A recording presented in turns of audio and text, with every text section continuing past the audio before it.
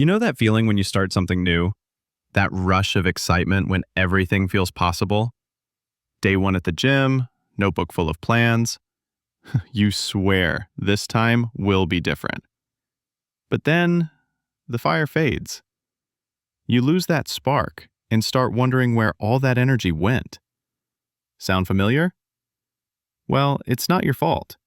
It's just how your brain works. In the next few minutes, you'll learn the psychology behind why your mind kills motivation and how to stop it before it starts. Not with the usual advice like just stay motivated, but with a method that actually works, because I've lived it myself. Chapter 1. Why Motivation Fades. Let's look at what's really happening inside your mind when motivation fades. When you start something new, your brain releases dopamine, the chemical that fuels motivation. The excitement you feel in the beginning isn't about progress. It's about possibility. Your brain is celebrating a future that feels just within reach. It's the brain's way of saying, "You are so close! Keep going!" Chapter 2. The psychological valley called the dip. After the first burst of excitement fades, most people hit what I like to call the dip. Writers know this feeling well. At first, the blank page feels like an open horizon, full of ideas and promise. But soon, that same page starts to feel like a mirror, reflecting all your doubts back at you. You realize it's not going to be as easy as you imagined. Athletes feel it too. When training starts, every rep feels like a step toward greatness. But a few weeks in, when the body aches and improvement comes slower than expected, that's when the dip shows up. And the dip is powerful, because this is where your brain quietly starts negotiating with you. Maybe I'm not cut out for this. Maybe I should try something else. Maybe this just isn't worth it. In the dip, your brain starts waiting to see if you'll work for it. And most people don't.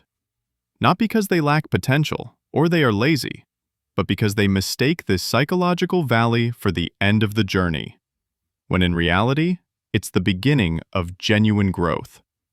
Because what started with feeling must now be carried by commitment. What started with dopamine must now continue with discipline.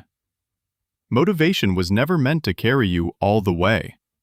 It's the spark that lights the fire, not the fire itself. The fire comes from showing up when the feeling is gone. Chapter 3. How to get through the dip?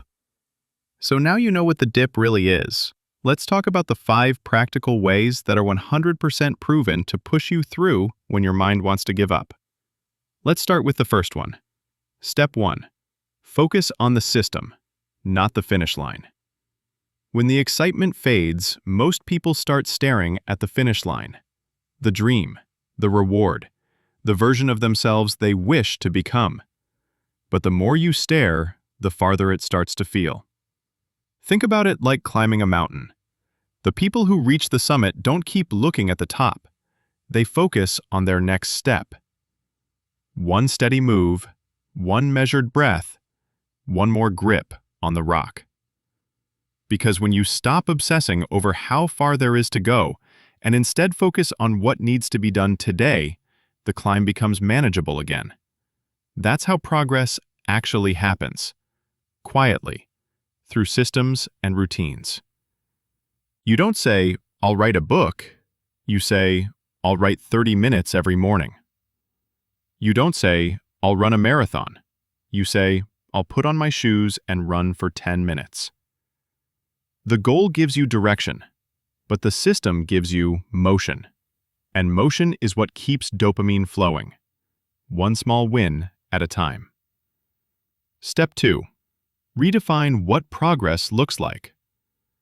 Now, you've built your system. You're showing up. You're moving. But it feels like you're not getting anywhere.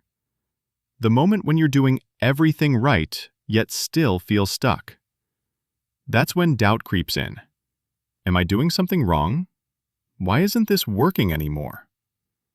But here's the truth. You are improving. You're just measuring progress the wrong way. That's the part most people miss.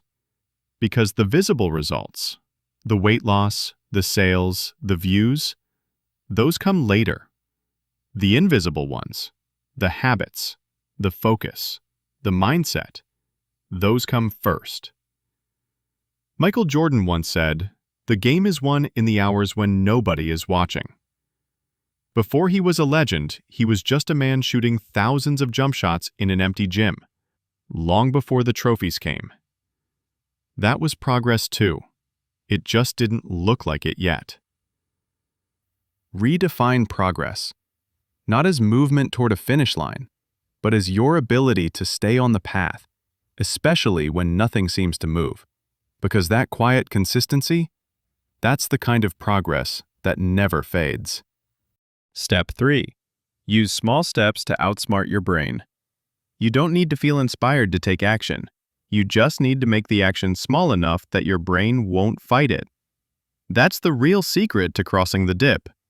Because when motivation fades, your brain starts exaggerating effort. A workout feels like a mountain. A page of writing feels like a chapter. An email feels like a marathon. It's not that you've lost the will, it's that your brain has switched into energy-saving mode. It overestimates the effort to protect you from discomfort. So the way through isn't more motivation, it's less resistance. Shrink the task until it feels effortless to begin.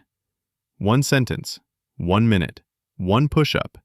You're not aiming for success, you're aiming for a start.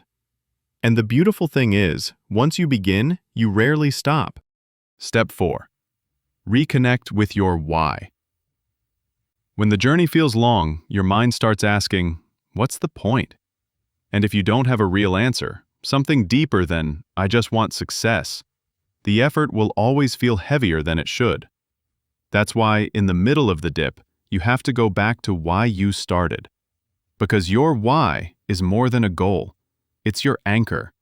It's the reason you began, and the reason you'll keep going when everything else fades. Think of someone like J.K. Rowling. Before the world knew her name, she was writing Harry Potter in cafes, broke and uncertain, often with her baby asleep beside her. What kept her going wasn't fame or fortune, it was something deeper. She once said she wrote because it was the one thing she could do better than anything else. That sense of purpose, not motivation, carried her through rejection after rejection. So pause for a moment and ask yourself, why did I start? What does this represent for me? Growth, freedom, self-respect, or maybe proving something to myself? Write it down. Read it when things feel blurry.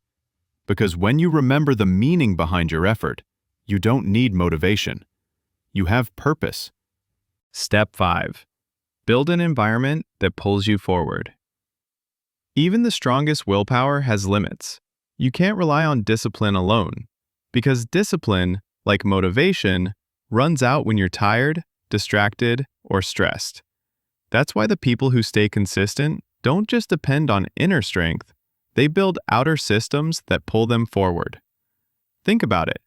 Top athletes train at the same time every day, often in the same place, with the same people. Writers have specific corners or rituals that tell their brain, it's time to work. Their environment is designed to remove choice, to make the right action the easy one. So ask yourself, what around you makes it easier to quit? And what can you change to make progress the path of least resistance? Maybe it's laying out your running shoes the night before. Maybe it's setting your phone in another room while you work. Maybe it's having a friend who checks in, not to pressure you, but to remind you that you're not doing this alone. Your environment should whisper, keep going, even on the days your mind says, stop. If this message connected with you and you want to understand yourself and others a little better, please like and subscribe.